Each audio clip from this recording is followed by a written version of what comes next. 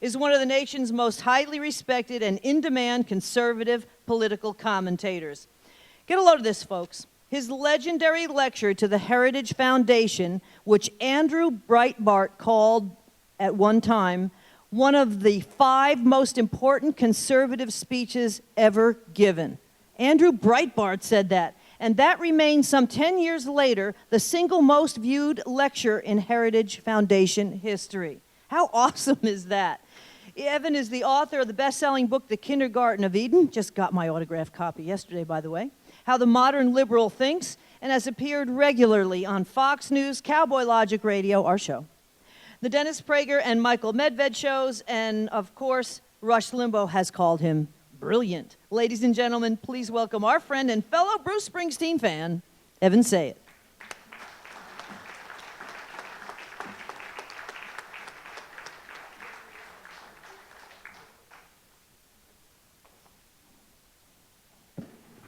Thank you so much. And this is truly a great conference, is it not? Thank you for allowing me to participate.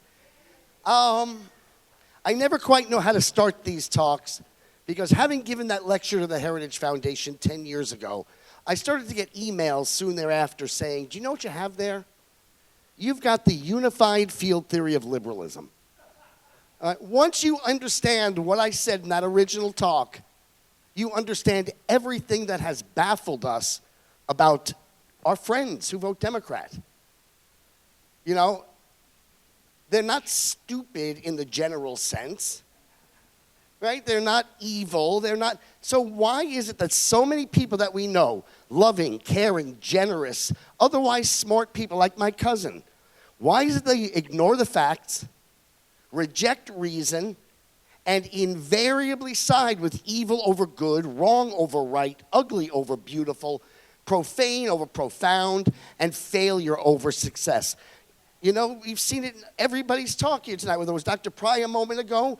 The modern liberal is not only always wrong, he is always as wrong can be. Everything he believes is diametrically opposed to the truth and always to the benefit of the evil, failed, and wrong. I'll give you just 2 examples, one domestic, one foreign.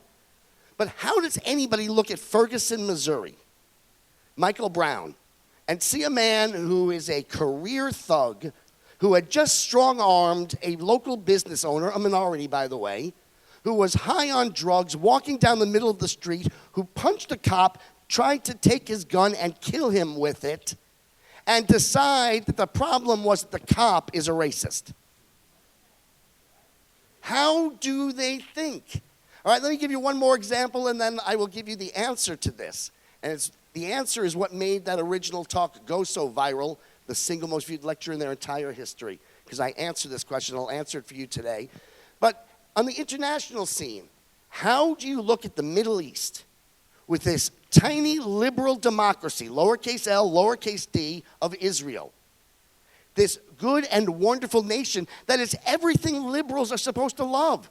In addition to freedom of speech and freedom of assembly and so much freedom of religion, that the Muslim holy site, the Dome of the Rock, actually has place of pride above the holiest Jewish site.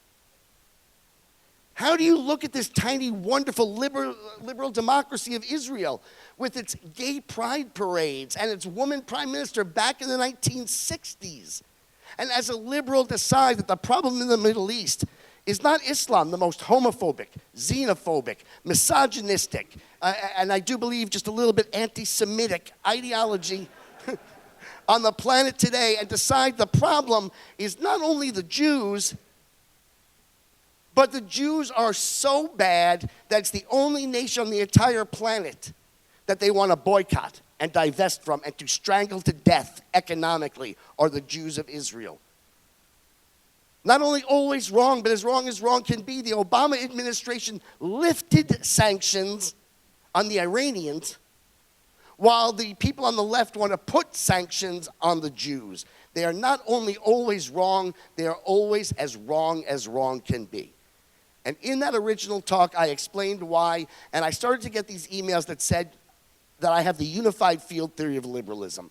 So when I had the opportunity to sit down and write the book, The Kindergarten of Eden, How the Modern Liberal Thinks, I wrote it as a scientific report. And there are 4 laws and 3 corollaries to this unified field theory of liberalism. For our sake, so I can go on to other material as well, it's only the first 2 laws that are essential. I'm going to give them to you how they're written in the book, and then I'll explain. The first law of the unified field theory of liberalism is that the modern liberal, that's anyone born after World War II, getting worse with each successive generation as the contact with the last of the great generations wanes. So it's getting worse with each successive generation. The modern liberal was raised to believe that indiscriminateness is a moral imperative because its opposite is discrimination. In the 1980s, by no coincidence, when the first babies born after World War II, who became the children of the 60s, who became the powers that be in academia and education and media and the Democratic Party and entertainment, in the 1980s, thinking was outlawed. It was deemed by these new powers that be to be a hate crime. Here's the thinking behind the outlawing of thinking. Anything that you believe, anything that I believe, anything the people at home believe, anything anybody believes, is going to have been so tainted by your prejudices. Prejudices we all have. Prejudices we can't help but have. Prejudices based on things like the color of your skin, the nation of your ancestry, your height, your weight, your sex, and so on. Anything that you believe is going to have been so tainted by your prejudices that the only way not to be a bigot is to never think at all. If you notice, every Democratic Party policy is the policy of indiscriminateness, open borders. You do not discriminate about who comes into your country. Abortion on demand at any time for any reason. Any family structure, any marital structure, any gender. It's all about not discriminating between right and wrong, better and worse, truth and lies, beautiful and ugly. But it's actually the second law of the unified field theory that's essential. Because right now, not thinking should lead the modern liberal to sometimes be right, sometimes be wrong, most of the time fall somewhere in the middle. Why is it then that they are always not only wrong, but as wrong can be? It's the second law of the unified field theory of liberalism. Again, I'll give it to you as it's written in the book, and then I'll explain. Indiscriminateness of thought does not lead to indiscriminateness of beliefs. Indiscriminateness of thought leads invariably, inevitably. There's no place else it can lead them to but to siding with evil, failure, and wrong. Why? Because if nothing, no culture, no religion, no form of governance, no familial construct, if nothing is better than anything else, success is unjust. Right? Why should a person, a culture, a religion, a nation, why should something succeed if it's not better than anything else? The same point, but in the inverse. To the modern liberal, to the indiscriminate, failure as proved by nothing other than the fact that it has failed. Failure is proof positive that somehow the failure has been victimized. Right? After all, why should a person, a culture, a religion, a nation, why should something fail if it's not worse than anything else? Simply by extension, if success and failure is proof of injustice, great success and great failure is proof of great injustice. And ultimately, exceptional success and exceptional failure is proof of exceptional injustice, at which point the social justice warriors jump into action, and out of a sense of justice, they must tear down what is exceptionally good, what is exceptionally successful. You know, we wonder why it is, of all the nations on this planet, there are 2 that the modern liberal hate. There's America and there's Israel. Are these 2 nations really the worst nations on the planet? Are they really the way that the leftists portray them? Quite the opposite. The hatred that the left has for America and for Israel comes from the fact that these 2 nations are the best nations on the planet. They are the most successful nations. They are the most prosperous nations. They are, in their way, given how tiny Israel is, the strongest nations, able to fend off all those enemies around them, and it's Israel's success that proves their evil. So these people who claim that Israel's committing genocide, nothing could be further from the truth. The population in the Gaza Strip has actually multiplied since Israel took control from Jordan and from Egypt, of the West Bank and Gaza Strip. It's the worst genocide in the history of the world. Apparently, Jews are great at everything except genocide.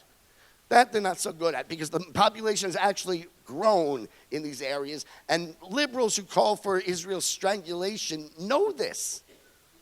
That's what's going, but the key to liberalism is you're not allowed to know what you know. Because that would require thinking, that would require discriminating thought, that would require comparisons. And so if Israel and Islam, Judaism and Islam are equally good and equally right, how do you explain Israel's phenomenal success?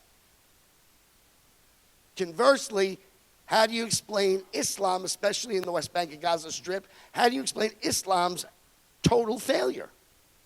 There's only two possibilities. Either those two religions are not equally good and equally right, and if you believe that, you're no longer a liberal. But if you start with the idea that you're so open-minded, you're so liberal, that you're not going to recognize better and worse, then the only explanation for Israel's success is that somehow they've cheated. And because they are the most successful nation, successful peoples in all of human history, save for Judeo-Christian America, they must be the greatest injustice in all of human history, and then they work backwards to make up whatever facts they need in order to support their preordained conclusion that the exceptional success of the Jews must be because they've somehow cheated, and the exceptional failure of the Islamic world must be because somehow they've been cheated. Similarly, and I'll get to the United States in a moment, I hear my voice is cracking. It's from a combination of speaking so often and having battled this flu that I no longer have. Don't worry, it's been a while. So you can all kiss me later, but don't worry about it. But similarly, let me go on. Similarly, how do you explain if America isn't exceptional? And Barack Obama, the President of the United States, was asked, do you believe in American exceptionalism? And he gave a very clever, very politic answer in which he said he did. But then made very clear right afterwards what he meant was he didn't. Right? What he said was, do you believe in American exceptionalism? He said, I do.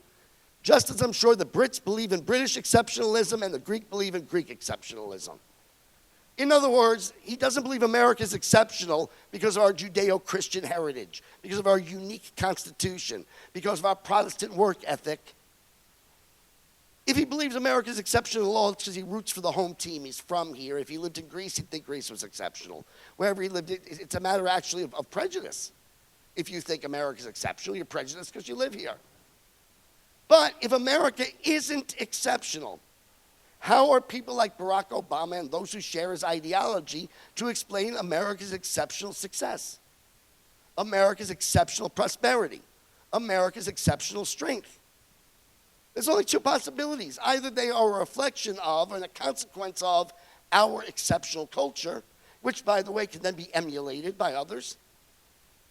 But if you don't believe America is exceptional, then the only explanation is that not only is America a cheater, we're imperialists and we oppress, but because we are the most prosperous, most strong nation in all of human history, we must be the greatest injustice, the greatest oppressors, the greatest imperialists of all time.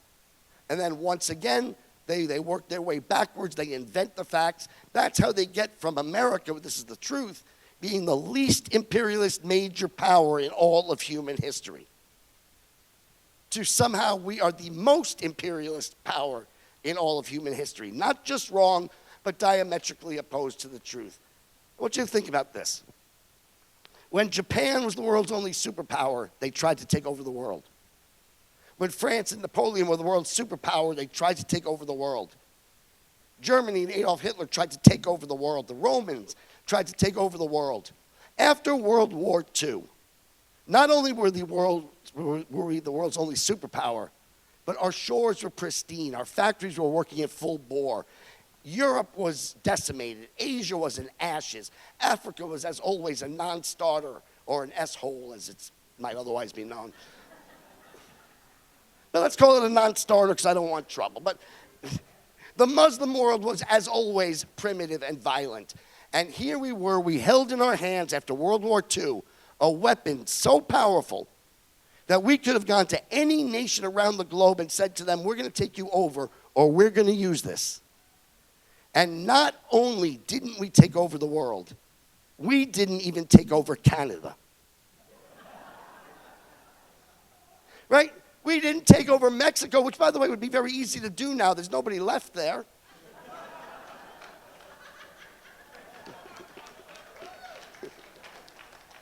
But that's what the left does, is they ascribe nefarious and evil explanations for our success. I love this one. We are successful and other nations are failed because we use 2/3 of the world's energy. To which I say, of course we do. We have plugs.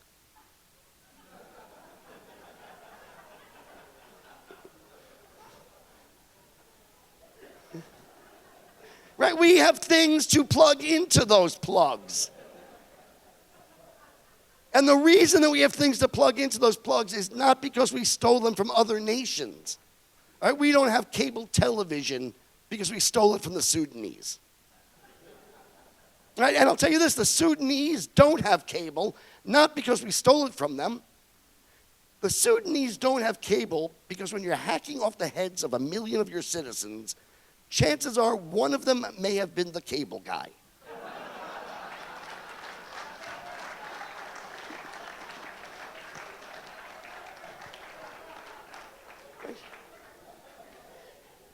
But it's always got to be something. Is that for me? That's so great. Thank you. I had no idea my voice was cracking this badly because I was in the other room with Trevor, so I didn't get a chance to say a word.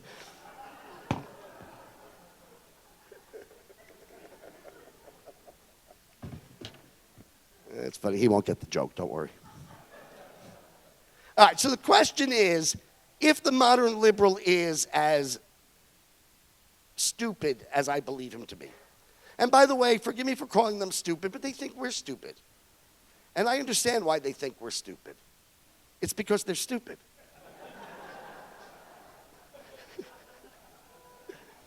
But if the modern liberal is as stupid as I believe him to be, how does he keep rising to the tops of his professions? Right? I mean, whatever you believe about Nancy Pelosi, the woman was, not that long ago, the Speaker of the United States House of Representatives. Right? Whatever you think about Wolf Blitzer, the man is a nationally known news person. Whatever you think of Henry Gates, the man is a tenured professor at Harvard University. If the liberal is as stupid as I believe him to be, how does he keep rising to the tops of his professions? And then it dawned on me. Liberals reach the tops of their professions because they enter only those professions where you don't ever actually do anything. Right? Every one of the professions that we associate with liberalism, journalism and academia and entertainment and politics, is all talk, but no action. And the thing is, when you don't do anything, you don't need to know what you're talking about. Because when you don't do anything, what can go wrong? Right? So the liberal flocks to academia. Why? The academic doesn't do anything. It is so obvious that the academic doesn't do anything that the very name of his profession, academia, has become a synonym for not doing anything. As in, it's all academic anyway. Let's go do something. The job of the academic is for somebody who doesn't do anything to lecture to children who don't do anything about the people who do things and did things and the things that they did and they do. Right? The liberal flocks to journalism. Why? The journalist doesn't do anything. It's so obvious that the journalist doesn't do anything that you could remove their bodies and they would still be able to do their job, which is why they're known as talking heads. The job of the journalist is for somebody who doesn't do anything to report to the people who do things. The things that the other people who do things were doing while they were out doing things. Why do you think the news was always on at 6 o'clock? Because that's when the people who do things came back from doing those things.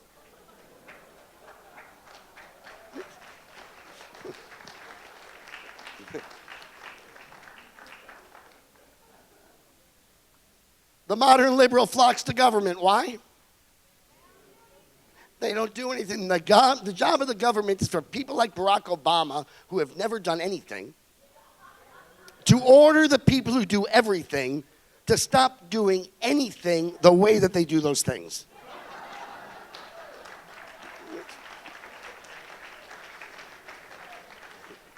And the great irony is if the people who do everything don't listen to the people who have never done anything, then the people who have never done anything will put the people who do everything in jail, where they won't be able to do anything.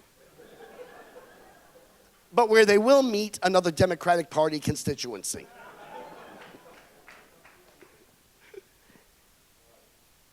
And of course, the liberal flocks first and foremost to my industry, showbiz. Why? Because in showbiz, we don't do anything. The job of the actor is to pretend to be doing the things. And the job of the actor is to pretend to be doing the things that the people who do things do.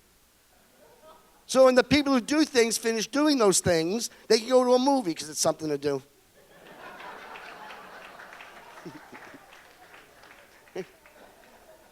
The actors all talk, but no action. Which is interesting because in order to get the actor to start talking, the director yells action. Right? But the second there's any action, they send the actor back to his trailer. And they bring in a stuntman. Now, virtually every stuntman in Hollywood is conservative. Why? Because the stuntman knows how to do the things the actor's only pretending to know how to do.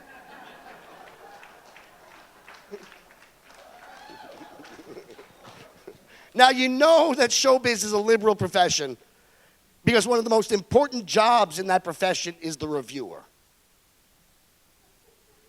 Right? What other profession do you need somebody to interpret the work to find out if it's good? Right? You don't have reviewers for plumbers. Is he a good plumber? I don't know. Does the sink run? You know, is he a good pilot? I don't know. Does the airplane land?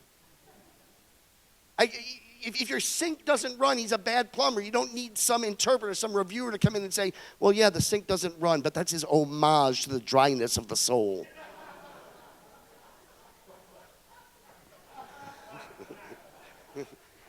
You know how you know showbiz is just a ridiculous profession? It's the only profession out there where you actually can yell, cut, take two.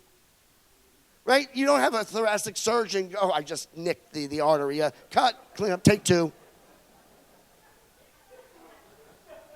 Right? If you can yell, cut, take two, you're not doing anything that matters. And what's funny is it's the only profession in the world where you actually have children. Right? Child actors.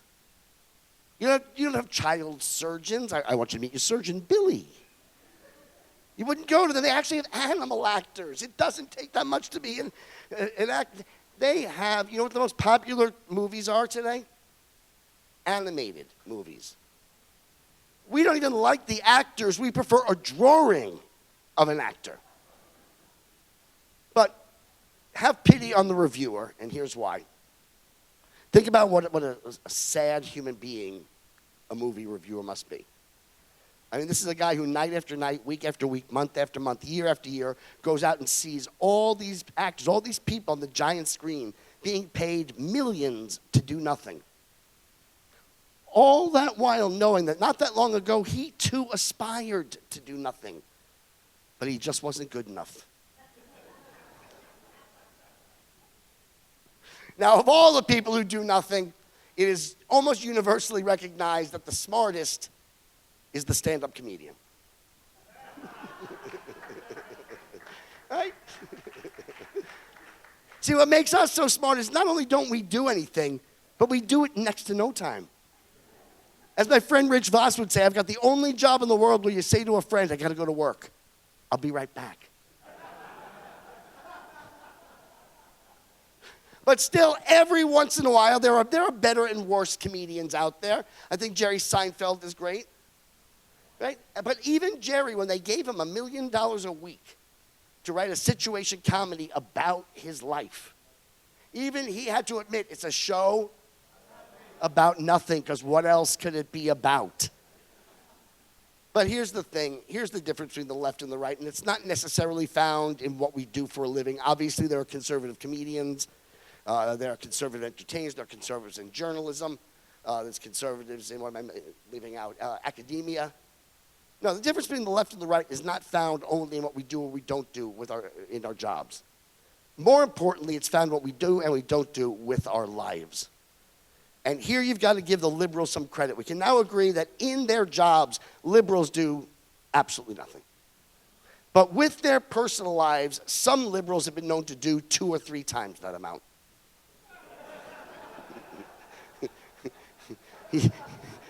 Yes, my humor requires math. You can do the math. But that's the thing, because here is the difference between the left and the right. Excuse me. Because we recognize the better, the existence of right and wrong, good and evil, better and worse, beautiful and ugly, exceptional and unexceptional. Because we engage in discriminating thought, we spend our lives trying to better ourselves. We try to better ourselves as parents. We try to better ourselves as citizens. We try to better ourselves in the eyes of God.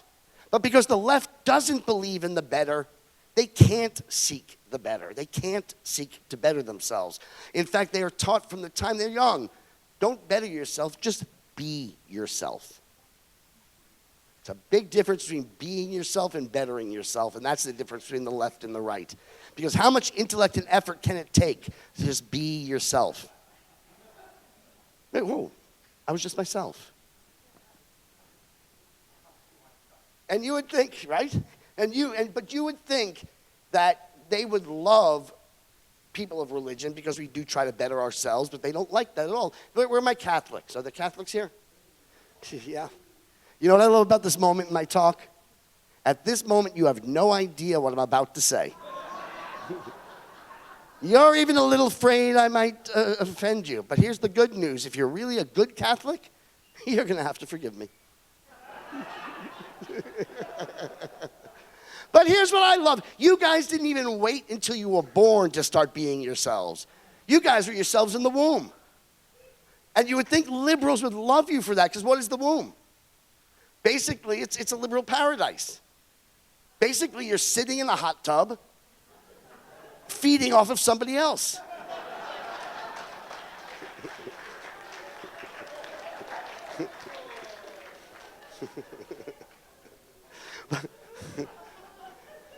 But liberals don't love the Catholics, do they? They hate Catholics. These open-minded people, again, you think they're against religion. They're not. They don't hate Islam. They hate Christianity, and they hate Judaism, because combined, Judeo-Christianity has created the most successful, most wonderful, most exceptional nation in all of human history. Right?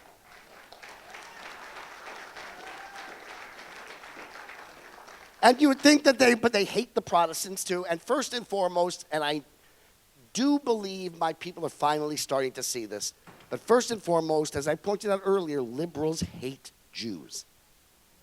And I know the reason they hate Jews. It's twofold. First of all, it's because the Jews gave us the 10 Commandments. And the liberal looks at the 10 Commandments and goes, my God, if I can't lie, if I can't cheat, if I can't steal, how will I ever be myself? Right? And it's because the Jews gave us the Bible.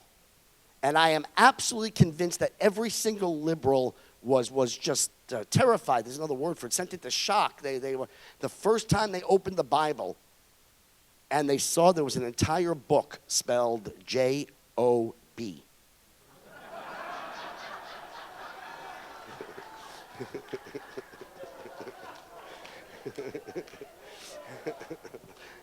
Because none of us in my industry and in the liberal-dominated industries actually works for a living, and we know we don't work. We don't even call what we do work. We call it play. Right? Bruce Springsteen plays the guitar. Susan Sarandon plays a role. Ask Bill Maher where he was last week. He'll tell you he was playing Las Vegas. Right? Adam Baldwin, not Adam Baldwin, he's the good one. Alec Baldwin, he's the bad one. Alec Baldwin, when he's not berating his children on the phone, do you guys know what I'm talking about? Right, he left that message. You know the really galling part? As always with him, that was the 7th take. But Adam Baldwin will, when he's not in Hollywood, he will be in a play that's playing in a playhouse. We know that what we do is play. And that's why my book is called The Kindergarten of Eden, How the Modern Liberal Thinks. And it actually is a bit more serious than this talk has turned out to be. But nonetheless, it's not only liberalism in America, it's liberalism, period, as an ideology that is infantile and failed. All right. I started out on the left, and I wasn't a doctrinaire or a thoughtful leftist. I don't believe there is such a thing as a thoughtful liberal. In fact, I have an expression, the first time you think is the last time you're a Democrat. But one of the things that I came to and has given me so much joy, and it's a word you never hear from the left, is gratitude. And there's a reason for that, and that's because gratitude is the antithesis of entitlement. You can't be grateful for what you've been entitled to, or you can be as angry when you haven't gotten everything you think you are entitled to. So I actually have an exercise that I engage in just to remind myself to be grateful. Every morning, the first thing that I do when I wake up is I go over to the computer. And I stop for a moment, and I say, thank you, boys and girls at Apple, or thank you, boys and girls at IBM, 2 American companies. And then I turn it on, and the operating system comes up. And I stop for a moment, and I say, thank you, Steve Jobs, or thank you, Bill Gates, 2 Americans. Then I click on the internet, and I stop for a moment, and I say, thank you, Al Gore.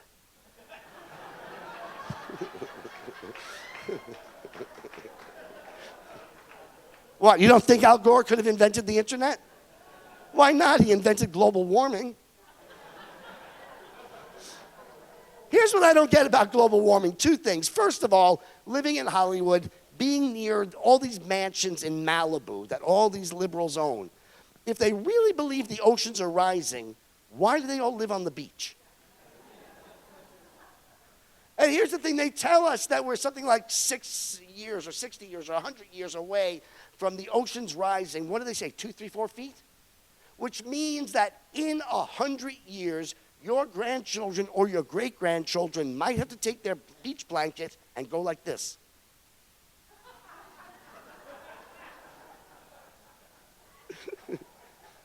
But when I talk about all these things, that it dawns on me that every single thing that I use in my day to make myself a better person, to make myself a better writer, to make myself to give myself conveniences in my life, was either invented in or perfected in America.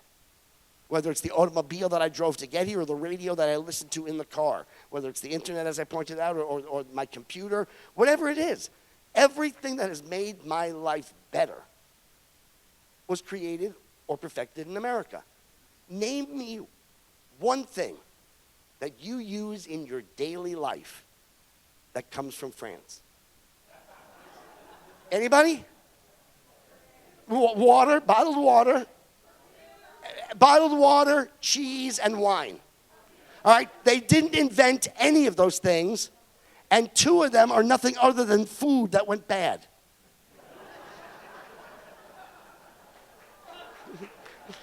Right? They're so lazy, they just sat there watching the food rot. Finally, they got so hungry. Ooh. All right, guys, I'm getting ready to go. Before I do you guys have any questions for me? Anything you want to know? Anything I've not yet talked about? No? Well, it depends on who sees this. Could be soon, could be never. We'll see. Where will I be playing? That being said, let me just finish up with some good news, and there's a couple of pieces of good news. One, America is not divided in 2. We are divided in 3. All right, there are those of us who get it, that right and wrong, good and evil, better and worse, exceptional and unexceptional exist. And we recognize that America is exceptional. And we seek to conserve those things that make America exceptional. That's why we're called conservatives. Right? All the way on the other side are these people that we see much too much of because they have much too much power in media and elsewhere on the news. But there aren't all that many of them who really do hate America and think we're this horrible, evil, racist, sexist, homophobic, xenophobic thing. Most people, though, who vote Democrat don't vote Democrat. In fact, even living in Hollywood, I don't know anybody who votes Democrat. What I know is a lot of people who vote against the Republicans. And they do so because those powers that be have so succeeded in demonizing us, in villainizing us, that basically their election argument, their campaign argument is, of course we destroyed Baltimore. Of course we destroyed Cleveland. Of course we destroyed California. Of course we destroyed, what am I leaving out, Chicago, right? Of course we destroyed St. Louis. But hey, look over there. It's a racist. And they have so cowed us, especially in some industries, including my own, that we don't speak up. We're afraid of losing our jobs. We're afraid of losing friends. We're afraid of even physical attacks because they are a violent ideology. And so we don't speak up, but we have to speak up because the vast majority of people who vote Democrat do so because they have never heard from a conservative what a conservative believes. Where would they have heard it? On the nightly news? Where would they have heard it? In their classrooms? Where would they have heard it? Where would they have heard it? So every one of us has to redouble our efforts to speak up and be heard. All right, so I have a program I call Adopt a Democrat. And you've got to think about it like you're adopting a child because they are children. What's funny about it, they know that they're children and they take pride in the fact that they're naive and innocent. Right? There's even a book called All I Ever Need to Know I learned in kindergarten. They know that they're children. Right? This is why Jimmy Carter doesn't call himself James. Right? Right? This is why Jesse Jackson talks to them in rhyme. Right? Do you remember Mayor Nagin, the New Orleans mayor, who tried to lure people back to New Orleans? Do you remember what he promised them? No. He promised them it would be a chocolate city. I want you to do that so they didn't think I was making it up. It's so ridiculous. But he promised them it would be a chocolate city filled with cupcakes and sweets and all kinds of treats. Do you know where you've heard this story before? The story of evil people trying to lure children to Candy Island? It comes from Pinocchio. And do you remember what happened when all the children got to Candy Island? They all turned into donkeys.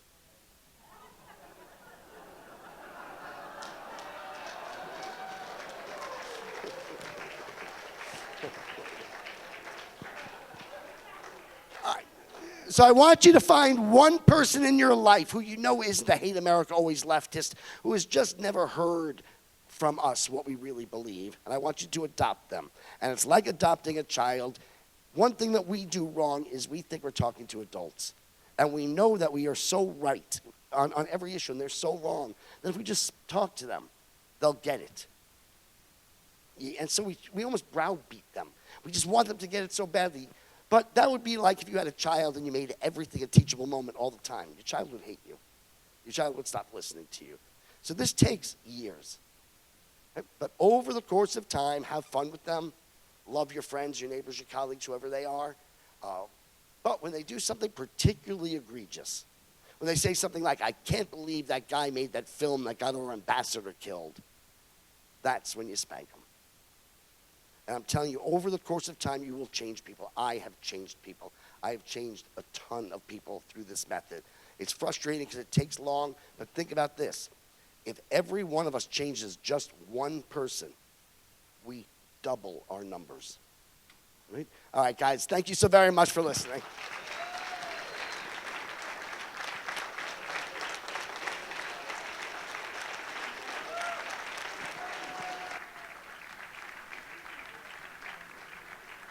All right, but I got to do it. Buy my book.